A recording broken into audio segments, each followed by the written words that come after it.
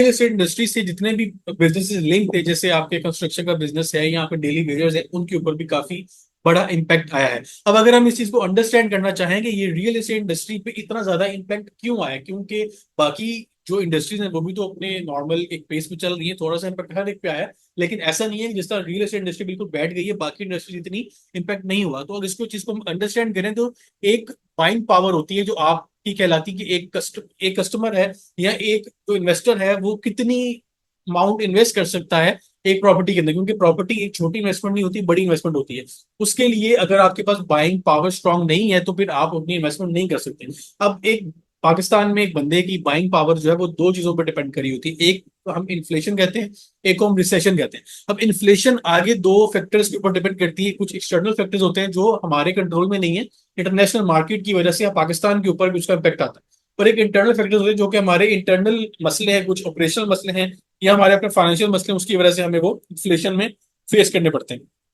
External factors में अभी commodity prices, जैसे पाकिस्तान में ऑयल की प्राइसेस इंटरनेशनल मार्केट की हिसाब से डिटरमिन होती हैं। अगर आपकी इंटरनेशनल मार्केट में प्राइस ऊपर जा रही है तो पाकिस्तान में फ्यूल की प्राइसेस बढ़ जाती है, क्योंकि हमारी मोस्ट ऑफ द डिमांड जो फ्यूल की है हमारे कंट्री में वो हम फुलफिल कर रहे होते हैं इंपोर्ट से। अगर इंटरनेशनल मार्केट में फ्यूल की प्राइस बढ़ गई है तो हमारे यहाँ पे भी फ्यूल की प्राइस बढ़ेगी, और हर चीज जो फ्यूल से लिंक होगी उसके रेट्स बढ़ेंगे और अल्टीमेटली इन्फ्लेशन बढ़ेगी।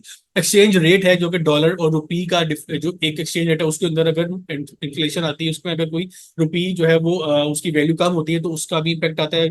प्राइसेस इंक्रीज होती हैं डिफरेंट चीजों की, डिफरेंट उसमें फैक्टर्स इन्वॉल्व होते हैं, तो उसकी वजह से इन्फ्लेशन बढ़ती है, चीजों की वैल्यू जो है वो बढ़ जाती है और लोगों की बाइंग पावर कम हो जाती है।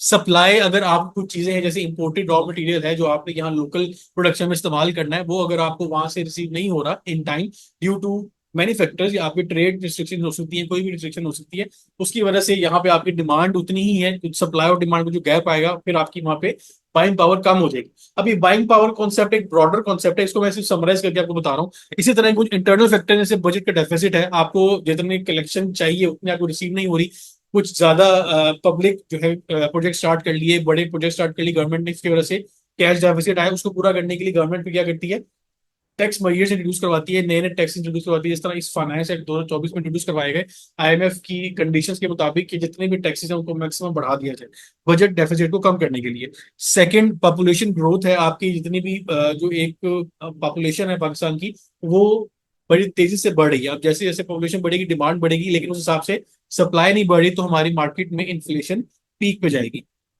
लास्टली जो एक मेजर फैक्टर इन्फ्लेशन में प्ले करता है पार्ट, वो है increase in cost of production. अगर जैसे बिजली की कॉस्ट है, आपकी डीजल की प्राइसेस हैं, आपकी गैस की प्राइसेस हैं, जो इंडस्ट्रीज इन चीजों के ऊपर चल रही हैं, जैसे जैसे इनकी प्राइसेस में फ्लक्चुएशन आती है उनकी कॉस्ट ऑफ प्रोडक्शन डिस्टर्ब होती है। प्रोडक्शन डिस्टर्ब होती है तो वो मार्केट में अपने compete नहीं कर पाते, बिजनेस नहीं कर पाते, ले ऑफ करने पड़ते हैं, स्टाफ को फिक्स कॉस्ट काफी ज्यादा हो जाती है। इसकी वजह से काफी लोगों का जो बेरोजगारी है वो बढ़ जाती है, और बेरोजगारी बढ़ेगी, इनकम कम होगी, बाइंग पावर कम होगी, तो इन्फ्लेशन मार्केट में बढ़ जाएगी।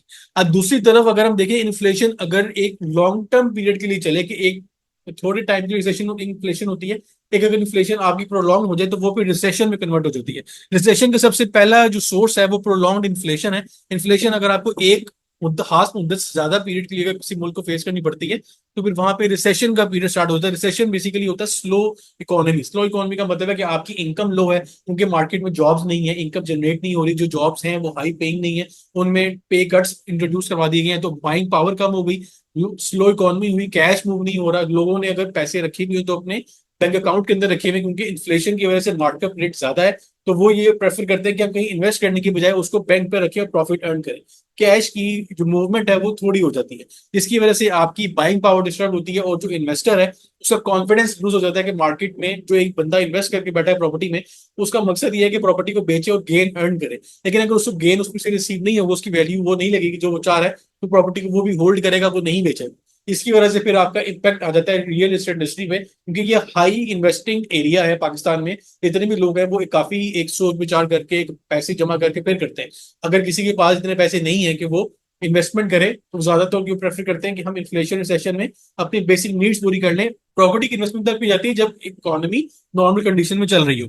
और लास्टली रिसेशन जब आता है तो गवर्नमेंट अपनी पॉलिसीज में चेंज करती है। ऐसे हम आपके इंटरेस्ट रेट इंक्रीज होते हैं, इन्फ्लेशन को कवर करने का पहला तरीका क्या होता है, गवर्नमेंट इंटरेस्ट रेट बढ़ाती है ताकि लोग लोन कम लें, ज्यादा कम से कम जो है कैश की मूवमेंट हो। और इकोनॉमी को बेहतर करने के लिए गवर्नमेंट इंटरेस्ट रेट बढ़ाती है। उसके अलावा आपके डिफरेंट मेजर्स है, टैक्स पॉलिसी में चेंज होता है, मॉनेटरी पॉलिसी में चेंज आता है, डिफरेंट पॉलिसीज के अंदर से इंपोर्ट को बैन लगा दिया है गवर्नमेंट की तरफ से, just to control the inflation. कि पाकिस्तान में हमारे पास डॉलर्स नहीं है पे करने के लिए, तो हम इसको कंट्रोल करने का यही तरीका था। गवर्नमेंट ने पॉलिसी अनाउंस करवा दी कि इंपोर्ट के ऊपर कंप्लीट बैन लगा दिया।